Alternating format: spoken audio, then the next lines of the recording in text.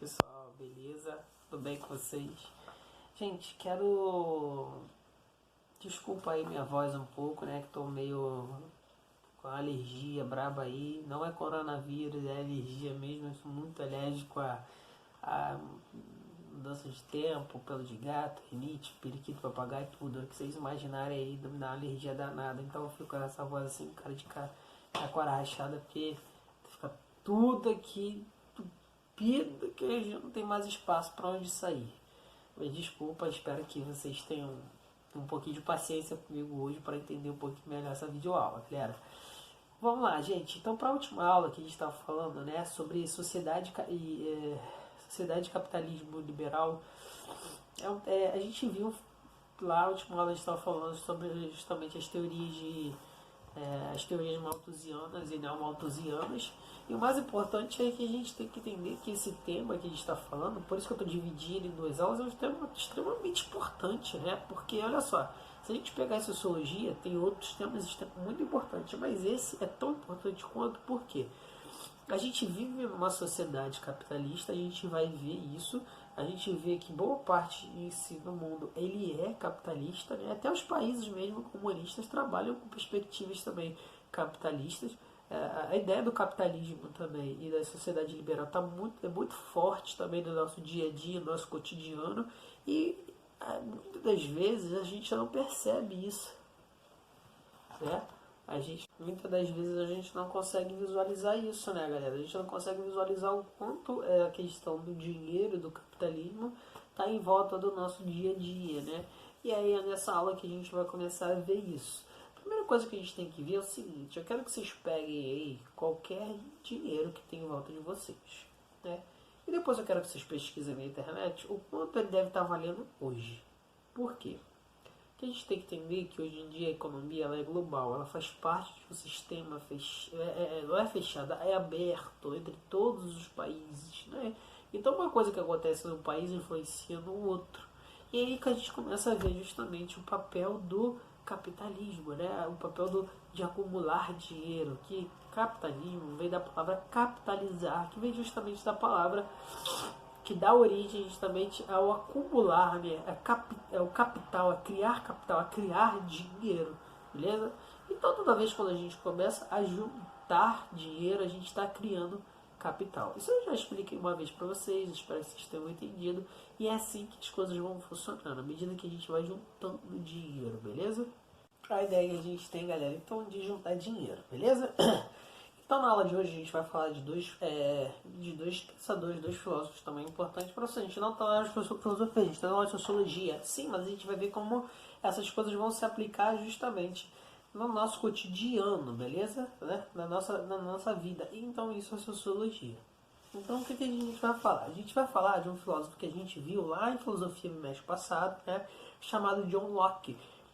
Um dos filósofos também da escola contratualista, e eu expliquei muito bem lá. Se vocês não entenderam o que é contratualista, então deem uma pausinha nesse vídeo, vão lá sobre aula sobre contrato social e assistam lá e depois retornem para essa aula para vocês entenderem melhor a funcionalidade e a importância do contrato social, beleza? Então ele era um filósofo contratualista que acreditava que o seguinte: que a gente vinha da natureza, a gente vinha no estado de natureza e depois no momento a gente começa a abrir mão de algumas coisas para viver em sociedade, para viver em segurança, né? Porque olha só, a primeira coisa que a gente faz quando a gente começa a viver em grupo, né, é começar a criar regras, né? É igual quando você vai na casa de um amigo e aí o que seu amigo fala? Você não pode tocar nisso. Pô, por favor, não faz isso. Por quê? Eles têm determinadas regras. Mas quando começa todo mundo a viver junto, né? A gente senta, olha, calma aí. Eu sei que o negócio é seu, mas você não poderia me emprestar? Ou então eu poderia te emprestar algo, né? E a gente começa a criar regras para viver da melhor forma possível. Então ele acreditava nisso, né? Acreditava justamente que a gente criava regras para poder viver em sociedade. Acreditava também na importância de uma liderança, né? Ele ele entende também da nossa importância também no agir do Estado, porque a gente cria um Estado para viver, né? E aí que é o contrato social. Aí ele fala que é o seguinte: a gente criou do nosso Estado. Mas a gente também precisa interagir, né? A gente não pode deixar na mão de qualquer um. A gente precisa fazer esse Estado também valer. Para quê? Para garantir os nossos direitos individuais, os nossos direitos básicos que são fundamentais, galera. Sem esses direitos a gente não tem como viver. Como que eu vou viver sem o meu direito básico de vida, sem o meu direito básico de liberdade, sem o meu direito básico também acesso ao dinheiro, né? Então ele fala que esse contrato, a gente também deve agir nesse contrato, para quê? Para a gente garantir os nossos direitos, mas ele também ele é um cara que quer defender uma classe de certa forma, porque se a gente olhar para o Locke, ele vai surgir um pouco antes, né, lá da Revolução Gloriosa, e aí a gente vai ver o quanto as ideias dele vão ser favoráveis ali durante o período da Revolução Gloriosa, né? Que ele o que? Ele queria principalmente que a burguesia dominasse a política, que a burguesia também controlasse de certa forma o poder fosse dividido, né? Mas também que existisse uma estabilidade. Então ele vai ser um dos filósofos, né? Ele vai ser um dos pensadores importantes para as teses do seguinte, que você precisa sim que as pessoas ajam para garantir suas liberdades, seus direitos e seus também deveres dentro de uma sociedade, mas que também é a existência de uma estabilidade de poder. E é por isso que ele é um dos principais filósofos, tanto do ponto de vista econômico quanto do ponto de vista político, né, que defende, né, a ideia da monarquia parlamentar. Por quê? Que ele pensa o seguinte, dentro da estrutura política, né, você precisa de uma determinada estabilidade. E você também precisa de uma determinada mobilidade, né? Então ele falava que é o seguinte, uma monarquia parlamentarista seria um sistema perfeito. Por quê? Você teria um executivo, que é o representante do Estado, né? O representante da vontade geral do povo, né? Ele também tem um determinado um poder limitado, né? Então ele não tem todos os poderes, ele tem um poder muito limitado, porque ele tem um poder muito representativo. Mas ele fala que o povo deve exercer muito esse poder. E essa questão de exercer o poder está no parlamento, né? No parlamento do povo, que pode ser feito justamente por todas as pessoas. Qualquer pessoa pode se candidatar ao parlamento do povo. Qualquer pessoa pode fazer parte desse parlamento, né? Assim como a gente, lembrando, uma esquete aí que a gente fez no final do ano passado sobre o parlamento inglês. E esse parlamento inglês é justamente fundamentado nessas ideias do John Locke, beleza? Por quê? A gente vai ver que ele vai ser um cara muito ligado aqui, porque a monarquia, né? Você tem um executivo que vai passando de pai para filho, traz uma estabilidade na representação, né? Então você sempre de certa forma tem algo estável. Porque o governo, ele simplesmente ele pode aparecer, ele pode ser diluído e se chama novas eleições para quê? Diminuir a instabilidade, né? Então, por exemplo, aqui no Brasil a gente está vivendo uma crise de estabilidade de poder. Você tem o presidente. Só que a gente vive numa democracia, né? A gente elege o presidente. Então, o presidente aqui no Brasil, ele tem o papel de representar as pessoas e também tem o papel de governar as pessoas. Enquanto na Inglaterra, que é o sistema justamente que o John Locke ele trata como perfeito, ele fala que você tem uma rainha, né? Hoje lá a Elizabeth que não morre nunca. Ela é o exemplo de representação, enquanto você tem o Boris Johnson, né, que é o primeiro-ministro, que ele pode ser hoje como primeiro-ministro, como amanhã não pode ser, porque ela vai sempre garantir a vontade de todos, porque a rainha tem o poder de diluir o parlamento pedindo novas eleições, tá bom? Então você sempre, de certa forma, tem um poder ali sendo exercido. Mas também você tem as pessoas lutando também ali e fazendo em si o governo, né? Como se você tivesse duas formas de... O que na verdade você tem na Inglaterra e o próprio pensamento do John Locke é duas formas de governar, né? Uma mantendo e outra transformando, né? Essa na máquina de transformação, beleza? No último que a gente vai falar, esse cara, gente, é fundamental todo mundo entender um pouquinho dele, né? Ele vai falar, esse cara é o Adam Smith, né? Que vai ser um dos primeiros economicistas, né? Vai ser uma das primeiras pessoas a pensar as ideias de economia. E aí você vai ver que isso é extremamente importante, viu? A gente partiu de um filósofo e agora a gente está falando de um economista. E a gente tem que ver o quanto que isso vai se encaixando na nossa vida. Por quê? A gente está falando de capital, a gente está falando de acumulação primitiva, a gente está construindo dinheiro. E aí ele escreve um livro chamado Riqueza das Nações, né? Onde justamente os países vão construir as suas riquezas. Ele fala de como se constrói a riqueza, como o dinheiro é construído, né? E aí você vai ver o quanto que isso pode ser fascinante e o quanto está no nosso dia a dia. A primeira coisa que ele fala é sobre a ideia de uma concorrência e um monopólio, né? Ele é um economicista que vai muito contra as ideias do monopólio. Por quê? Se uma única pessoa, um único pequeno grupo de pessoas controlar toda uma cadeia de produção, ou controlar toda uma cadeia também de dinheiro, né, eles vão poder regular tudo. E você não cria competição.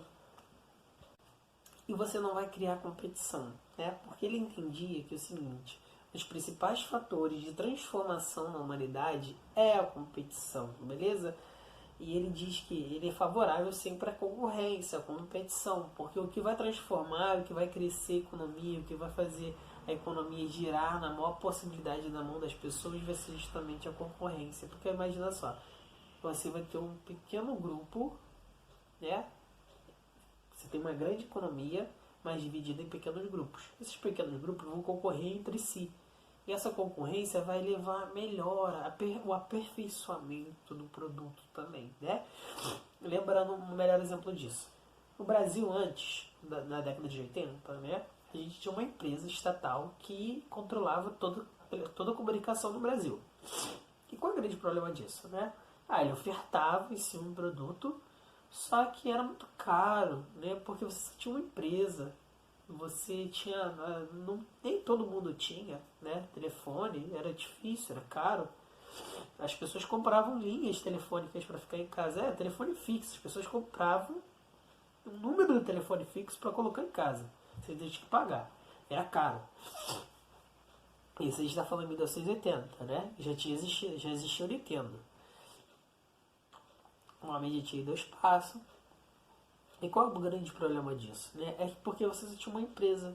E aí o que vai acontecer? Na década de 90, quando muda as ideias políticas e econômicas do Brasil, a gente vai ver que vai ocorrer uma grande transformação. Né? O Estado vai parar de intervir na economia e aí vai deixar justamente crescer, né, a concorrência. E aí começa a entrar outras empresas no Brasil. E rapidamente as pessoas no Brasil passam a ter acesso ao telefone. Tanto, ao mesmo momento, elas vão ter já o acesso ao telefone móvel, móvel e fixo, né? Fixo e móvel juntos, e já vai desenvolvendo tecnologia de telecomunicação. Então, tá vendo como a concorrência é importante? E hoje só, a gente tem cada vez mais empresas de telecomunicação no Brasil crescendo, cada vez mais se torna, né, um pouco mais barato a internet, porque, olha só, hoje você tem empresas aí que oferecem uma grande quantidade de internet a um preço muito baixo, né? E aí cada vez mais você vai vendo, né, que elas vão oferecendo um produto melhor, né, e um preço mais razoável. Isso é a dinâmica da concorrência e é isso que justamente o Adam Smith defendia. Tá vendo como as coisas se aplicam cada vez mais no nosso dia a dia, né? Tá vendo como essa questão de capitalismo e liberalismo é importante na nossa vida, né?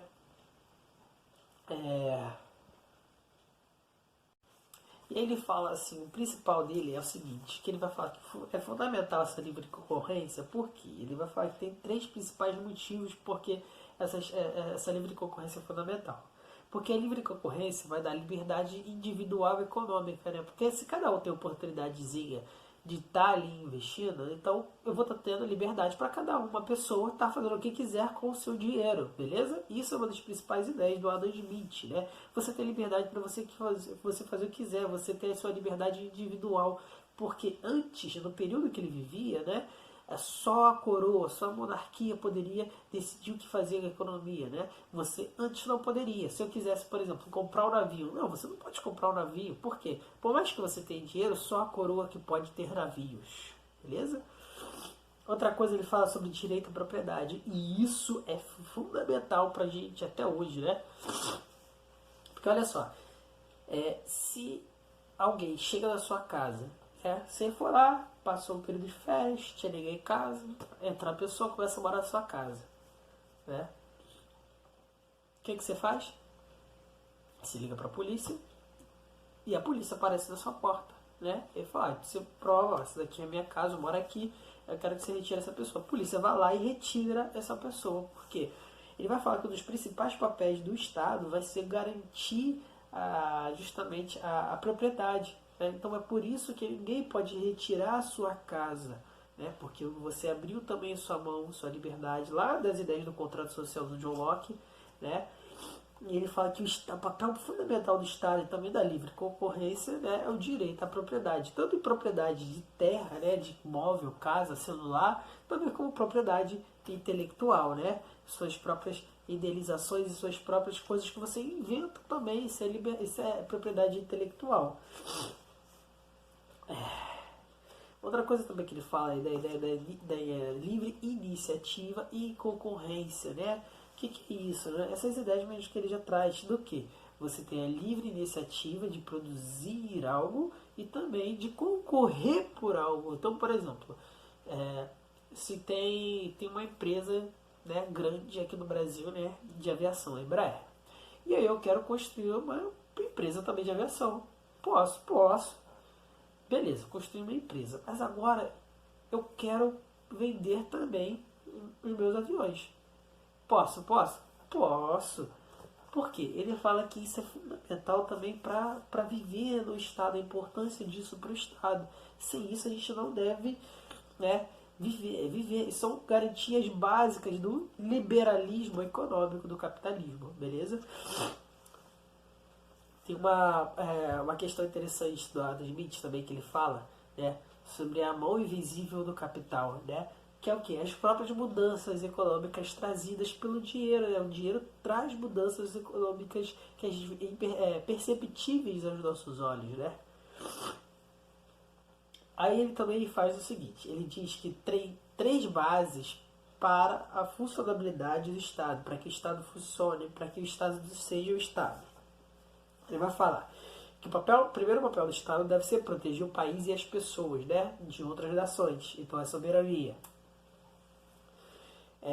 Proteger os cidadãos, né, proteger